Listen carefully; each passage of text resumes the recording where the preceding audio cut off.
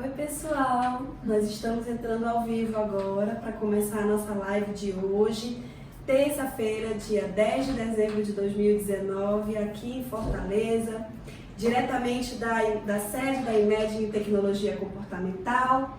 Tá fazendo bastante sol aqui, parece até que eu tô no Pará, tá bem quente. E eu vejo muita gente reclamando, nossa, como tá quente, como tá quente. Eu falo, pois é, esse é o estado natural das coisas do lugar de onde eu vim. Sejam muito bem-vindos para mais um tempinho aqui conosco. Lembrando que depois esse vídeo ele vai para o nosso canal no YouTube, então é só você que não conseguiu acompanhar agora ao vivo, que não vai poder ficar até o final, acessa lá o nosso canal que aí dá para você assistir direitinho. Eu sou a Lide Queiroz, sou presidenta da IMED em Tecnologia Comportamental e diretora administrativa da IMED Publicações, que é a nossa editora de livros e afins em análise do comportamento, além de recursos também. Sou psicóloga, sou mestre e doutora em teoria e pesquisa do comportamento e atualmente trabalho na gestão da IMED em Tecnologia Comportamental. Hoje a gente vai falar de InstaKids, qual o limite da exposição? E eu acho que esse é um tema assim, bem polêmico para a gente fechar o nosso ciclo de lives nesse ano de 2019. Essa é a nossa última live, né, Ana? Foi ótimo, passou super rápido. Fico aguardando as sugestões de vocês para as lives do próximo ano. Então, sobre o que vocês gostariam que a gente falasse, porque em janeiro a gente vai voltar com tudo. E hoje a gente está aqui, então eu, Lide Queiroz, Ana Arantes e Carol Memória. Eu vou pedir que elas se apresentem para vocês. Bom, boa tarde. Carol Memória, sou terapeuta ocupacional, formada há 10 anos, né?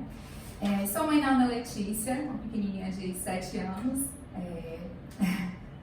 E trabalho com crianças, né, na pediatria, intervenção na pediatria, atualmente com pessoas com autismo, na IMED em Tecnologia Comportamental. Recentemente concluí a minha certificação em integração sensorial, certificação internacional. Muito bom. Seja muito bem-vinda para a nossa primeira participação juntas, a primeira de muitas. Oi, boa tarde a todo mundo, eu sou a Ana Arantes, eu sou coordenadora geral de ABA aqui na IMED em Tecnologia Comportamental. Eu sou também analista do comportamento certificado, PCBA, sou mestre em educação especial, doutora em psicologia do comportamento e da cognição e já venho trabalhando com ABA há 6 anos com crianças autistas. Eu acho que a gente pode tirar as nossas antenas de rede. Esqueci de falar! Era só para desejar um Feliz Natal. Tá? Quer desejar Feliz Natal? Feliz Natal!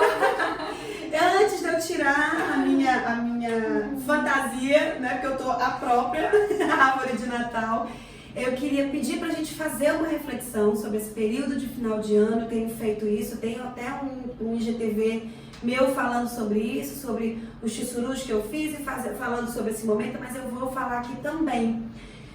Nesse final de ano a gente é bombardeado de informações sobre a época natalina, né?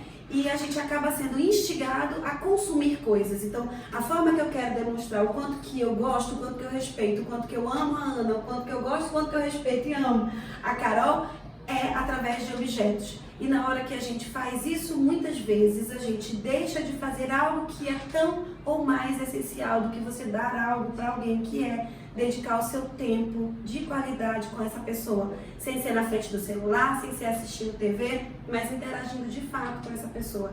Isso já é importante para nós que somos adultos. Agora você talvez possa imaginar o quanto que isso deve ser importante para o desenvolvimento de uma criança típica, atípica, né? Isso faz toda a diferença quando a gente está falando de interação com seres humanos, que somos sociáveis de um modo geral. O tema de hoje é muito, muito polêmico. Ele sempre é tópico das nossas conversas aqui dentro da IMED. A gente sempre está se policiando, aprendendo, modificando os nossos comportamentos, ensinando os nossos pares a fazer direito, porque ética profissional é algo que deve ser levado muito a sério, né? Então, os profissionais de ABA, especificamente falando, que é o nosso nicho, como os outros profissionais de saúde e educação, devem seguir certas normas éticas e profissionais para garantir o melhor atendimento possível de seus clientes. Mas o que quer dizer melhor atendimento? E eu acho que é a isso que a gente tem que ficar atento. É quando eu sou amiga do meu cliente, quando eu sou amiga da família, quando eu sou simpática, quando eu sou risonha, quando eu sou engraçada, quais são as coisas, quais são os componentes que fazem com que eu consiga, de fato, oferecer o melhor atendimento possível ao meu cliente? Quais são os critérios que temos que adotar para garantir esse melhor? É para estabelecer essas diretrizes que temos que adotar os códigos de éticas profissionais, ou seja, profissionais de cada área. Eu estou falando isso porque aqui na Imagine a gente atua diretamente com psicologia, terapia ocupacional e fonoaudiologia. Então nós temos que respeitar os nossos códigos de éticas profissionais e o código de ética e diretrizes profissionais da análise do comportamento, seguida por profissionais de aba do mundo inteiro. Então isso é muito importante que a gente tenha conhecimento, que seja nosso livro de cabeceira e que a gente saiba o que está fazendo. Porque não adianta eu ter um conhecimento muito aprofundado sobre a técnica, sobre o que eu preciso fazer, sobre como que eu devo desenvolver uma estratégia de ensino, sobre como que eu devo arranjar aquele momento terapêutico, mas eu preciso também estar atento à ética durante todo esse processo, não só durante o atendimento, mas antes e depois também. Esses códigos trazem regras sobre as responsabilidades dos profissionais com os clientes, o que é correto e o que não é desejável que os profissionais façam na relação com os seus clientes. Então, lembrando que quando a gente está trabalhando no campo da saúde, no campo da educação, e nosso compromisso é com o cliente. Então, aquilo que eu estou fazendo, aquela postura que eu estou adotando, aquele conjunto de comportamentos que eu estou emitindo, ele está favorecendo o meu cliente. Então, essa é uma coisa que eu devo estar pensando sempre quando eu estou na minha atuação terapêutica. E é por isso que é tão importante que a gente discuta sempre e informe os nossos clientes sobre quais as normas éticas da nossa prática e por que elas devem ser seguidas por todos os envolvidos na prestação de serviços em aba. O Código de Ética é o manual que devemos sempre seguir para que os nossos clientes recebam, então, o melhor atendimento possível.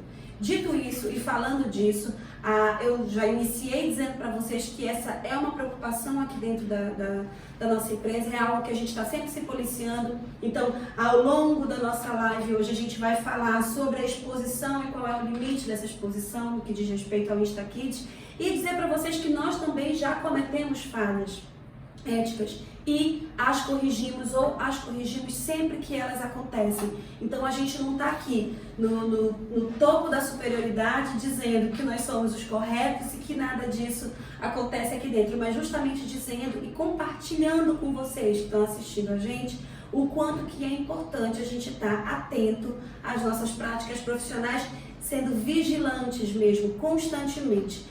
Antes de eu fazer a primeira pergunta, eu queria dizer para vocês que vocês podem fazer comentários, fazer perguntas que a gente vai responder. E aí lembrando que as que a gente não conseguir responder no tempo da nossa live, a gente vai fazer uma sessão só de perguntas e respostas para poder lançar no nosso IGTV, tá certo, pessoal? Começando então com a primeira pergunta. Qual o limite da exposição da criança e do seu diagnóstico? Bom, Boa tarde! Eu pessoalmente, eu acho que como eu discuto muito isso aqui dentro, eu acabo incomodando todo mundo, mas eu incomodo muito pessoal meu, a quantidade de gente expondo, né, crianças de modo geral nas redes sociais. Né? Quando tu diz de um modo geral, tu tá falando de terapeutas? De terapeutas, de pais, de educadores, de escolas, de clínicas. Então, pessoas físicas e jurídicas, né, expondo fotos, imagens de crianças. Então, assim, quando isso é feito por nós profissionais, isso tem uma outra conotação. Né? Não é um pai gravando, uma mãe gravando uma criança, um filho, falando, ai que lindo, e mostrando para a família. Né? Aquilo está na rede para todo mundo. Quando ela é mãe, ela é a responsável legal para aquela criança e ela está fazendo aquilo por ela, claro, e pela criança dela. Quando é um profissional, quem está sendo beneficiado? Isso. O que a gente observa, né, assim, eu sou terapeuta ocupacional, como já falei, e estou constantemente nos meus atendimentos no dia a dia, né? Uma preocupação minha, né, e eu vejo que de outros colegas também, né, a gente quer que isso se expanda, como a Ari diz, a gente está sempre aprendendo, é que essa exposição, que é uma forma do terapeuta divulgar o próprio trabalho, não chegue à imagem da criança, né, porque essa imagem ela deve ser protegida sim. Se a gente for olhar os registros, os códigos de ética da profissão, do Código de Ética da Terapia Ocupacional, Código de Ética da Psicologia, Estatuto da Criança e do Adolescente, a gente vai ver que como é claro que essa imagem, né, da criança, o sigilo, ele deve ser preservado. Isso é muito interessante porque, assim, parece algo inofensivo, né? Sim. Eu confesso para vocês que ao longo do meu processo profissional, apesar de eu não ter quem acompanha meu Instagram pessoal acaba percebendo que eu não publico tanto, então eu não tenho assim esse repertório, essa disciplina de estar sempre postando, então eu nunca atentei para isso. Então quando a Ana chegou, né, Ana, conversando com a gente sobre a importância disso, eu muitas vezes perguntava, mas qual é o problema? E aí, eu lembro que essa é uma pergunta muito minha. Qual é o problema? São as crianças, a gente está mostrando que a gente está conseguindo fazer. E aí eu lembro muito da Ana dizer, quem está ganhando com isso? Né? Especialmente indivíduos que têm um diagnóstico de TEA, muitas vezes, né, as crianças que a gente começa, então com idades muito pequenas, muito precoce, elas ainda não têm o desenvolvimento, a habilidade para opinar sobre se eu quero, se eu não quero, se eu vou ou não me sentir constrangido ou lisonjeado. E eu acho que isso faz parte do processo de respeitar o indivíduo também, não é isso? Sim. Eu acho que tem essa parte do respeito à imagem do indivíduo e da vontade da pessoa. Então, é diferente um adolescente autista que faz suas lives, que faz, né, que ele mesmo faz seu Instagram, ou ele aparece no Instagram da mãe, quando ele consente da mãe também. E a gente Como fazendo, né, como profissional, quem está sendo beneficiado? Somos nós? Ou É uma promoção do meu trabalho. É uma promoção do meu trabalho, ou, né, olha como eu sou uma profissional legal, eu sou amiga de pessoas autistas. Uhum. Enfim, não quer dizer que você é uma pessoa ruim, não tem a ver com moral. Não é. Não tem a ver com moral, não tem a ver com quanto a gente quer ser bom. E nem que o seu trabalho está sendo mal executado. A execução, quando eu estou falando, é a aplicação da técnica. Mas nós vamos chegar lá que, né, rola um cascata aí. Certo. Mas assim, não quer dizer que você é uma pessoa ruim, não tem nada a ver com moral, tem a ver com ética, um código, né, uma conjunto de regras, um regulamento que deve ser seguido por todo mundo daquela profissão pelo bem das pessoas beneficiadas, que são pessoas em posição de vulnerabilidade, né, em relação a gente. Sim. A gente é profissional, quando a gente fala uma coisa, isso tem um certo poder, né, de verdade sobre. Né? Quando a gente pede para uma mãe e fala, posso filmar o seu filho fazendo para botar no meu Instagram? Eu não sei se a mãe está consentindo porque ela realmente não liga, ou porque ela quer, ou porque ela não quer me contrariar, ou se dispor comigo, porque afinal de contas eu estou tratando da criança. E Então, às vezes a própria mãe ainda não parou para pensar sobre a consequência dessa exposição no futuro. Exatamente. Porque a gente está falando agora de crianças, né? Mas essas crianças elas crescem, né? E aí, lá na frente, quando a gente joga uma imagem dessa nas redes sociais, a gente perde totalmente o controle delas. Exato. A gente não sabe onde elas vão parar, né? E aí? Então a gente também está falando de segurança. Então, além de eu estar falando de proteção, eu estou falando de segurança, que era o que a gente estava conversando aqui antes de começar, né? Quando a gente identifica o lugar, quando a gente identifica o uniforme, quando a gente identifica, né, a gente nomeia as crianças, então fica muito mais fácil para essa informação ser acessada, não necessariamente por pessoas bem intencionadas. Mas eu queria voltar um pouco no que eu comecei a falar contigo, e aí tu disseste, pois é uma cascata. Porque tu estava dizendo, eu não estou dizendo que essa é uma pessoa necessariamente ruim, aí eu disse, e nem que a prática está sendo ruim. Aí tu, o que é esse é uma discussão, né, muito do que a gente, em geral, né, na nossa prática como um todo faz. Então, você sabe da história do... é uma lenda científica, piada de nerd. Da história do sapo na água quente. sim. Se você coloca o sapo na água quente, ele vai pular e sair correndo. Você coloca o saco na água morninha e vai esquentando aos pouquinhos, ele morre cozido, porque ele não percebe que a água está ficando cada vez mais quente. O que isso quer dizer? É aquela história de que se a gente abre a porta para uma falta de ética, a gente sem querer vai lá onde passa boi, passa boiada, né? Sim. Então tem um livro que eu estou lendo, eu tenho de quem é um lugar no Instagram, sobre ética, e ela conta isso. Então tem uma história muito famosa que inclusive é o motivo pelo qual nós temos um código de ética no análise de comportamento, que nós temos um comitê internacional de certificação de análise de comportamento.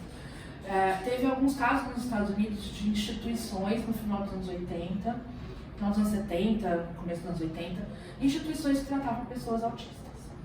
E houveram muitos abusos nessas instituições. Um abuso de maus tratos, muita punição, choques, solitárias, esse tipo de coisa. E aí, a análise que essa autora faz, nesse livro sobre ética, essas pessoas que fizeram isso com esses pacientes internados nessa instituição, elas eram pessoas ruins, elas eram psicopatas, elas eram intrinsecamente más para fazer aquilo. Não, tudo foi começando com uma punição, um trancado no quarto de castigo. E quando essas coisas vão sendo feitas, a gente vai se habituando a isso. E em análise do comportamento, quer dizer, a gente está sendo reforçado negativamente, porque a gente está retirando aquela aversividade da nossa frente, a criança que grita, a criança que não quer comer. É bom pra gente deixar a criança no quarto de porta fechada. É bom livra pra a gente mim. daquela sensação de que a gente não está fazendo alguma coisa certa. Certo. Né? Então, isso vai começando aos poucos, e quando a gente se habitua, e aí, então, quando você vê, você está naquela situação. Então, por isso que eu digo, mas não quer dizer exatamente que a prática da pessoa é ruim. Pode não ser nesse momento, mas se ela está caminhando para. Ela já abriu a porta, se ela não perceber. Então, é uma luzinha amarela que deve acender. Quando você olha, então, o Instagram profissional de um profissional que atua com educação, com saúde, especificamente do que a gente está falando aqui, que é de terapia ABA, especificamente aqui, dentro do que a gente está dizendo de pessoas diagnosticadas com TEA, já é um alerta. Então, e não quer dizer que a pessoa não pode aprender, não pode mudar suas práticas, como a gente muda o tempo inteiro, né, quando percebe que as coisas não estão no caminho certo, e reformular, e passar a não mais fazer aquilo, criar condições para que ela não caia de novo nisso. Eu acho que isso que tu tá falando é bacana, Ana, porque assim, a gente está trazendo um tema que ele é espinhoso, que ele é difícil, né, de ser tragado, especialmente quando eu posso ser o agente que estou cometendo uma falha ética, talvez seja difícil de ouvir se você está assistindo a gente e aí de repente está, poxa vida, criando uma resistência ao que está ouvindo, porque o meu Instagram é o seu Instagram profissional, de repente tem algumas dessas imagens de coisas que a gente está comentando aqui. Tenta não fazer essa barreira, tenta entender que a gente está aqui discutindo, que a gente está aqui conversando sobre, que a gente está aqui tentando te mostrar uma prática correta. E assim, existem muitas outras possibilidades que a gente pode recorrer, ferramentas que a gente pode recorrer para não fazer uso da imagem da criança, não é isso? E aí, voltando, até tocando num ponto, Carol, que tu falaste mais cedo, que é outra pergunta que a gente recebeu, eu esqueci de dizer. Essas perguntas a gente recebeu ao longo da semana, quando a gente lança nos stories qual vai ser o tema da nossa próxima live, e a gente pede, mande sua pergunta, e a gente recebeu essas perguntas aqui.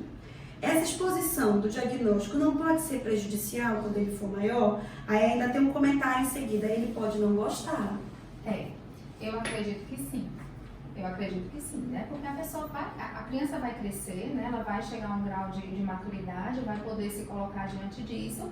E aí pode não ser legal o que foi postado anteriormente dela, ela talvez não queira expor naquele momento. Só que quando você joga na rede social, como eu falei, a gente perde o controle daquilo que foi lançado, né? E aí, eu não sei se você já observaram, mas quando a gente tá toda a vida na época de Natal, não tem os memes que se repetem? Gente? Tem, que são aquelas crianças gritando, sentadas no colo do Papai Noel.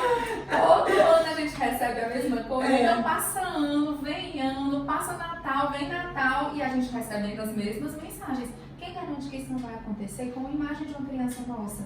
E qual o prejuízo que isso pode trazer para ela no futuro, né? Eu acho que isso é muito pertinente, eu sei do que a gente está falando aqui, eu acabei de explicar sobre qual é o nosso foco do nosso tema, mas vale isso também a gente fazer para as nossas relações pessoais. Você está agora, as confraternizações de final de ano, a gente tira uma foto, é de bom tom, nesse caso a gente não está falando de ética porque não é uma atuação profissional, né? Mas é de bom tom perguntar, posso postar? Tudo bem eu te marcar? Porque senão você sai postando, você sai marcando, às vezes eu não estou confortável naquela posição, naquela posição que eu tirei a foto, muitas vezes eu não gostaria de ter sido marcada naquele lugar. Enfim, eu acho que se a gente tem esse cuidado com as pessoas que são plenamente verbais, que são capazes de dizer que querem ou não querem ser expostas, vale muito a pena a gente considerar isso quando a gente está na atuação com pessoas que não têm ainda essa habilidade para dizer gostei, quero, adoro quando você faz isso, ou não, por favor, não faça. E eu digo assim, que mesmo autorizado pelos pais, o profissional ele tem que ponderar isso. Né? Eu acho que a Ana tem uma resposta diferente, né? Mesmo autorizado pelos pais. Eu já argumentei muito aqui.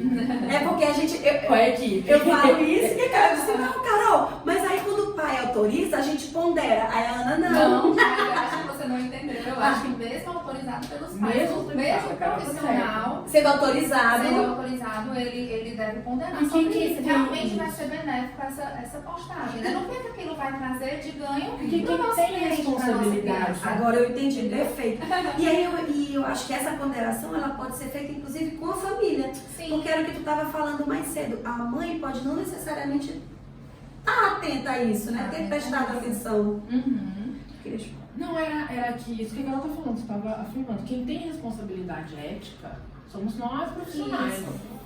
Né? Então, mesmo que os pais autorizem, tenha no contrato da clínica, do profissional, né? Mas quem tem responsabilidade em não fazer o uso da imagem de um menor de idade e, pior ainda, de um cliente, somos nós como profissionais de saúde e educação.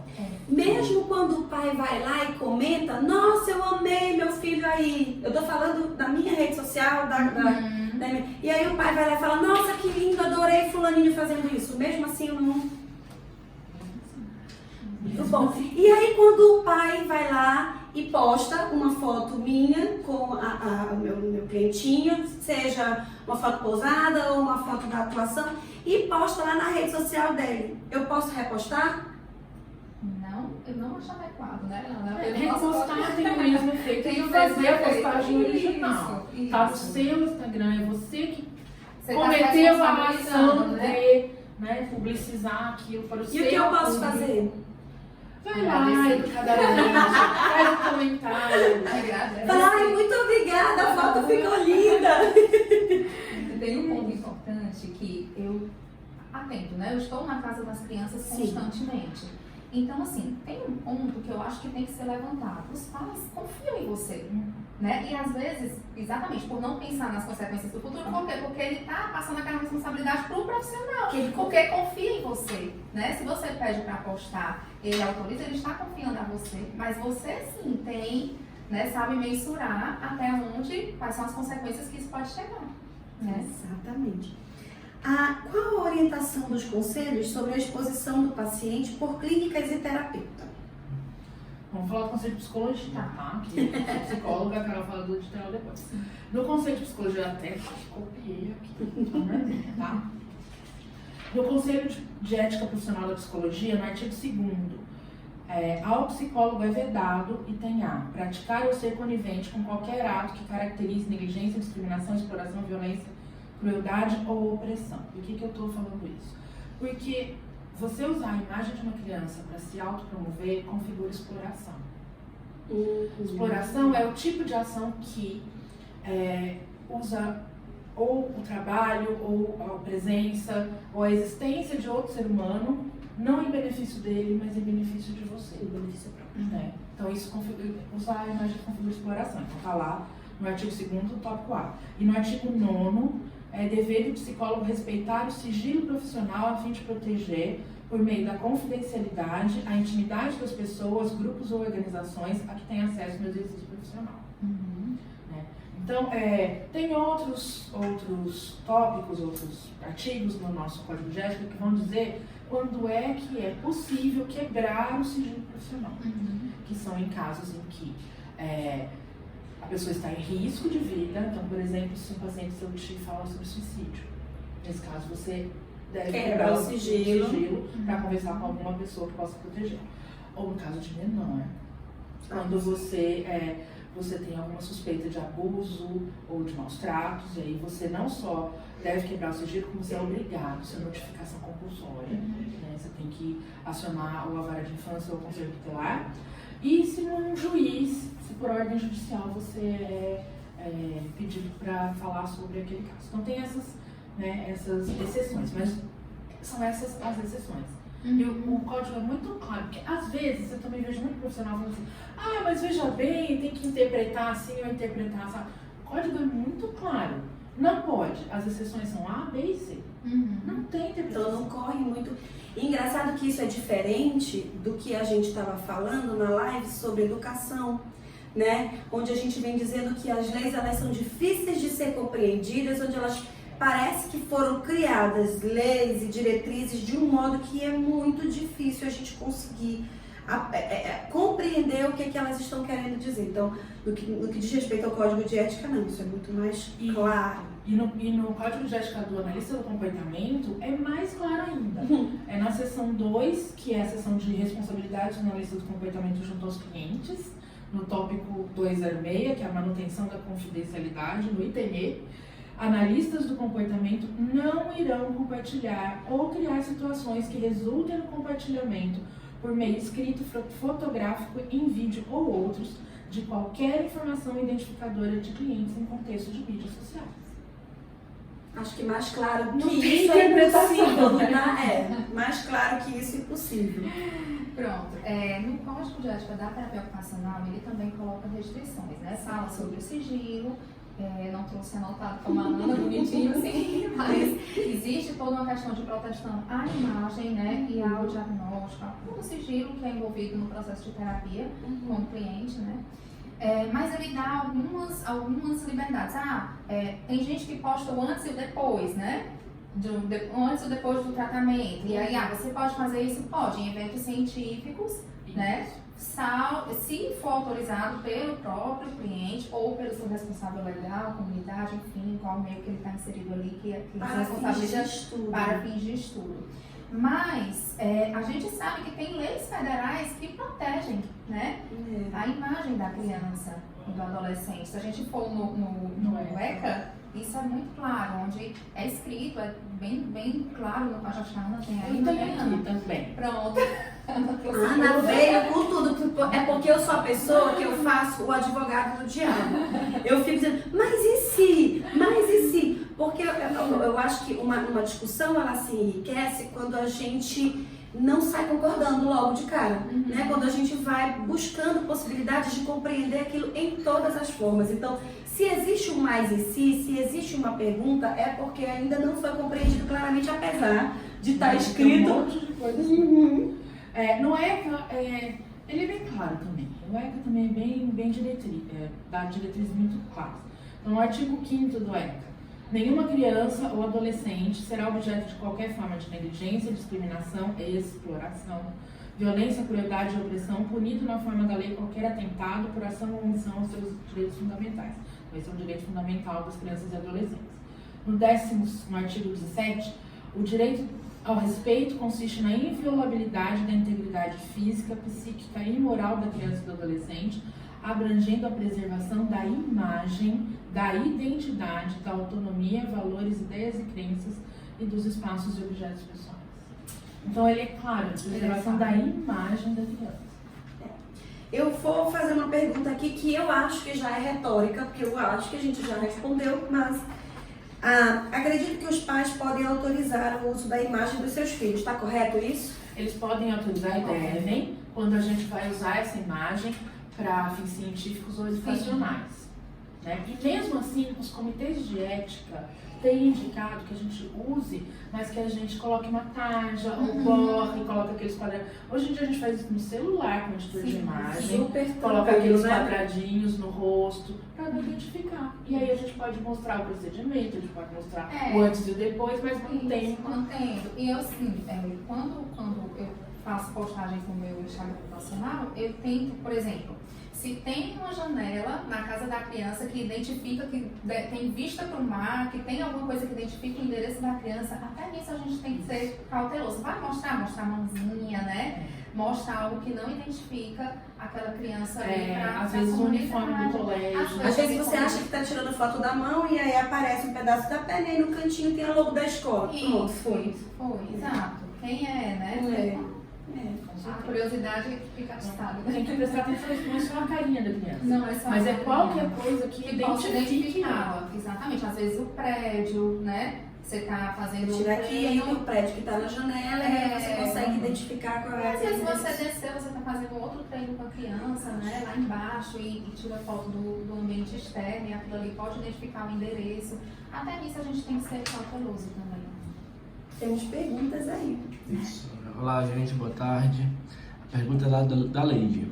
Se a família postar a criança com a presença do terapeuta, o profissional pode repostar? A gente respondeu aqui, Leide, obrigado pela pergunta, mas é justamente dizendo que não. A gente pode ir lá agradecer. Curtir. E a Bia tá mandando um olá pra Ana. Tenho ainda mais algumas perguntinhas, a gente já está se encaminhando para o final, né? Mas já passa muito rápido, a gente não falou nada. Qual o momento de dizer para um adolescente autista leve que ele está no pé? Respeitando a autonomia da família, sempre. Ok. Né? Então a família tem o direito de não querer dizer aos filhos. Nesse caso, a gente vai, eu como psicóloga, a minha como psicóloga e analista do comportamento, a minha posição pessoal é sentar com essa família e trabalhar essa família até que ela aceite fazer isso. Porque a literatura mostra que não tem bons efeitos quando a criança não sabe que ela tem um diagnóstico. Principalmente aí o tal do autista leve, né? Então, ele compreende que ele é diferente, ele percebe diferenças, ele pode se angustiar muito com isso. Então, as crianças que não têm essa autoidentificação como pessoa autista, né, os adolescentes principalmente, quando já começa a ter realmente o processo de identificação pelo grupo, né, eles podem sim, isso é um risco, isso cria risco para depressão e ansiedade nessa população. Quando ela consegue se identificar com o grupo, isso é protetivo para a ansiedade e depressão. Então, a minha posição é de trabalhar com a família, mas assim, se a família expressamente diz que não quer que a criança saiba, você tem que respeitar. Mas você pode, sim, como profissional, trabalhar com essa família no intuito dela conseguir, né? Qual é o certo a dizer? Pessoa autista ou pessoa com autismo? A gente teve esse debate longamente, então é assim. Foi. Demorou tipo uns 15 minutos pra sair perguntando pra todo mundo qual que era o certo. E aí a gente conseguia abrir a internet. A gente nem percebeu, não foi? Não, é o seguinte. As pessoas que estão no espectro, né, que são consideradas pessoas com desenvolvimento atípico, elas têm associações de ativismo, né, pelo grupo delas. Existe ali, dentro das associações, um grupo que prefere de um jeito e um grupo que prefere do outro. De modo geral, como qualquer situação identitária, você pergunta para a pessoa como ela quer se identificar. E ela diz para você, então eu quero me identificar como João, ou João, pessoa com autismo, ou João, pessoa autista. Se o João ainda não tiver as habilidades suficientes para responder essa pergunta, então é preferível que você use pessoa autista, porque a identidade do grupo autista é que está sendo representada. Ok, temos mais uma pergunta aí. A próxima pergunta é do Wesley Sabino. Existe alguma cartilha de boas práticas digitais para os pais? Para os pais, né? É uma coisa que a gente precisa fazer, né?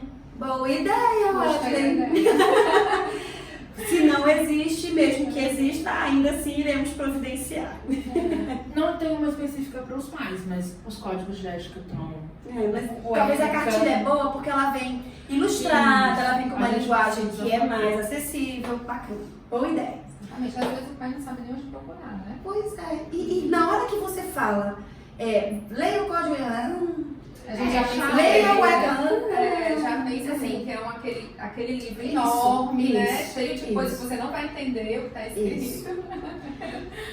E a última pergunta que eu tenho por aqui, também a gente já está se encaminhando para o finzinho, né? O que a terapeuta Aba da minha filha tem que fazer para que eu saiba que ela segue a ética da profissão? Ela tem que conhecer, né, o código de ética. Se ela é terapeuta, psicóloga, ela tem que conhecer o código de ética da psicologia. Se ela é TO, ela tem que conhecer o código de ética da TO. Se ela é fono e assim por diante. E todas elas, se eles estão fazendo intervenção comportamental em ABA, têm que conhecer o código de ética do análise de comportamento. Que dá diretrizes específicas para a prática do análise de comportamento. Diretrizes não só essas de manutenção da confidencialidade, mas diretrizes de como se faz avaliações comportamentais, como se faz modificação de comportamento, como é que se faz devolutivas, né, e relatórios e assim por diante. Então tá tudo lá, o código de ética do análise de comportamento muito claro. Muito bom. A Carol está promovendo um curso, não é isso, Carol? De integração sensorial. Fala um pouquinho pra gente sobre o curso, sobre a profissional e onde que a gente procura mais informações. Pronto. Sigam o meu Instagram profissional, né, Carolina Memória TO, lá vai ter as informações mais recentes do que a gente está lançando para o curso. É um curso sobre protocolos avaliativos em integração sensorial. Esse curso ele vai trazer a análise dos protocolos, mas também relacionar com prática, né, sobre aquilo que a gente vê na prática, o que aquela avaliação disse, como a gente pode relacionar nisso com o tratamento. Tá? É um curso bem voltado para a prática também, que faz com que uma avaliação bem feita, a gente sabe, que tem consequência numa intervenção bem direcionada, né? Então, esse é um curso bem prático com a intenção mesmo de orientar e de deixar mais claro sobre como agir. Então, eu vou lá no teu Instagram, que é o @carolmemória. TO. Carol Memória, TO, para poder buscar mais informações sobre esse curso. Muito obrigada pela participação aqui com a gente. Obrigada, Ana, mais uma vez. Obrigada, pessoal, por estar acompanhando a gente, por ter assistido as nossas lives. Se você perdeu alguma, corre lá no nosso canal do YouTube, Imagine TC, e aí você vai encontrar, inclusive, a live de hoje lá. Segue a gente nas redes sociais, se você ainda não segue a gente, @imagine_TC. Por favor, segue a gente lá para poder não perder nenhum conteúdo informativo que a gente posta. Um super abraço, beijão e até ano que vem. Tchau, gente. Boas festas.